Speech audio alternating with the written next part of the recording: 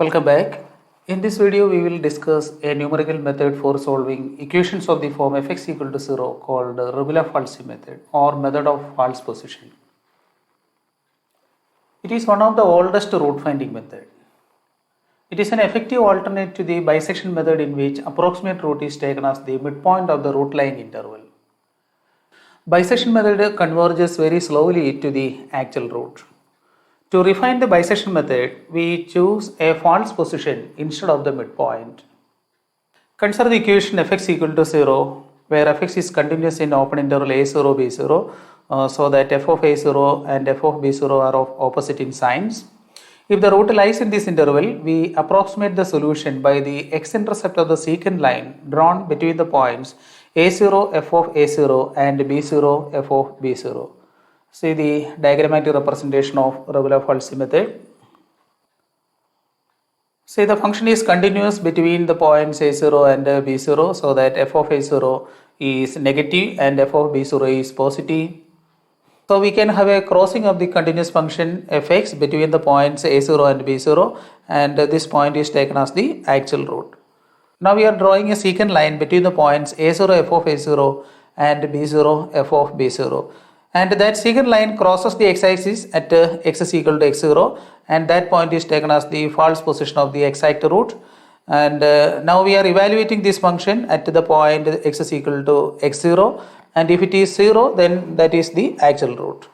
Here in this diagram we can say that at x is equal to x0, the function value is negative and the nearest positive value is at x is equal to b0. So we take the subinterval x0 b0 as the next step root lying interval, and repeating the procedure. That means again we are approximating the curve between the points x0 f of x0 and b0 f of b0 by the secant line. The second secant line crosses the x-axis at x is equal to x1, and that x1 is taken as the next approximation, which is very close to the exact root, and evaluating the function at x is equal to x1 again and checking whether it is 0 or not. Otherwise we are taking another subinterval. Here the next subinterval is x1 b0. In the first stage, the subinterval x0 b0 is renamed as a1 b1, and for the second stage the subinterval x1 b0 is renamed as a2 b2, and so on. That means we are deriving a sequence of solutions x0 x1 x2 etc xn which converges to the actual root. Now we will see how to compute these approximations x0, x1, x2, etc. We start with the initial guess a0, b0 in which the root lies so that f of a0 and f of b0 are of opposite signs. We compute the x-intercept of the line joining a0 f of a0 and b0 f of b0 from the equation x minus a0 by b0 minus a0 equal to y minus f of a0 divided by f of b0 minus f of a0. That is the equation of the secant line drawn between the points a0 f of a0 and b0 f of b0. At the intersection point with the x-axis, we have x is equal to x0 and y is equal to 0 in this 2-point form of the straight line. So putting these values in this equation, we get x0 minus a0 by b0 minus a0 equal to 0 minus f of a0 by f of b0 minus f of a0. By cross multiplication and simplification, we get the approximation as x0 is equal to a0 into f of b0 minus b0 into f of a0 the whole divided by f of b0 minus f of a0.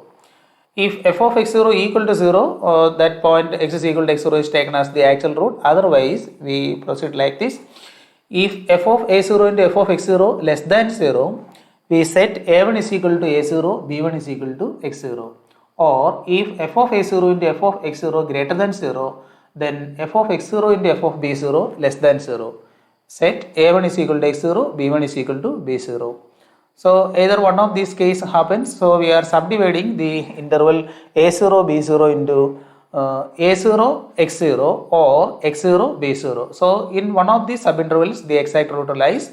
So if the product of the function values at a lower bound and upper bound satisfies for the first subinterval a0 x0, we will take a1 is equal to a0, b1 is equal to x0. Otherwise the function values, product of the function values negative for the second subinterval x0 b0, then we are choosing the a1 is equal to x0 and b1 is equal to b0.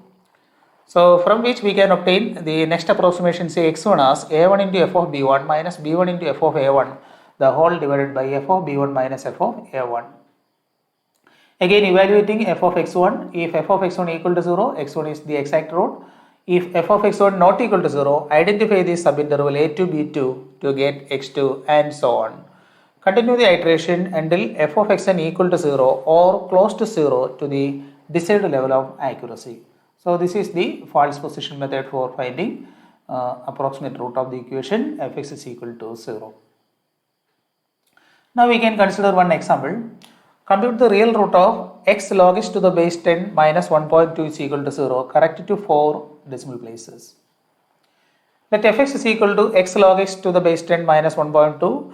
Now for obtaining the interval in which the exact root lies, we will evaluate the function at certain points, for example f of 1, f of 2, f of 3, etc. f of 1 is equal to minus 1.2, which is negative. F of 2 is equal to minus 0.59794, that is again negative, but f of 3 is equal to 0.23136 is a positive value. That means there is a change from negative values to positive values for the function in between 2 and 3. So we can say that there is at least one root lies in the interval 2 and 3. So we can take the lower bound as 2 and upper bound as 3. Taking a0 is equal to 2 and b0 is equal to 3, the starting approximation x0 is equal to a0 into f of b0 minus b0 into f of a0, the whole divided by f of b0 minus f of a0. Putting a0 and b0 as 2 and 3, we will get 2.72102. Evaluating the function at 2.72102, that happens to be a negative value, and the nearest positive value is at 3. So the product value, that means f of 2.72102 and f of 3 is negative. So the root lies in the subinterval 2.72102 and 3. Now taking a1 is equal to 2.72102 and b1 is equal to 3, we have the next approximation. x1 is equal to a1 into f of b1 minus b1 into f of a1 by f of b1 minus f of a1. Substituting the values, we will get x1 is equal to 2.740206. Again f of 2.740206 is equal to minus 0.0003838132. That is also a negative value, and here also the nearest positive value is at 3. So take this 2.740206 as the lower bound and 3 as the upper bound. We will get x2 is equal to 2.740636. Again x3 is equal to 2.740646. See in the computations x2 and x3, the answer is agreeing for first 4 decimal places, 7406. So we can take x3 is equal to 2.740646 as the approximate root. See, this is a graph of the function fx is equal to x log s to the base 10 minus 1.2. See, from the diagram we can see that there is a crossing of the function between 2 and 3. So this 2 is taken as the lower bound of the root computation and 3 is the upper bound of the root computation, and the root is nearly equal to 3, and that root is we have found that root as approximate root as x3 is equal to 2.740646. This is the introduction to the root finding method called regular fallacy method. Thank you.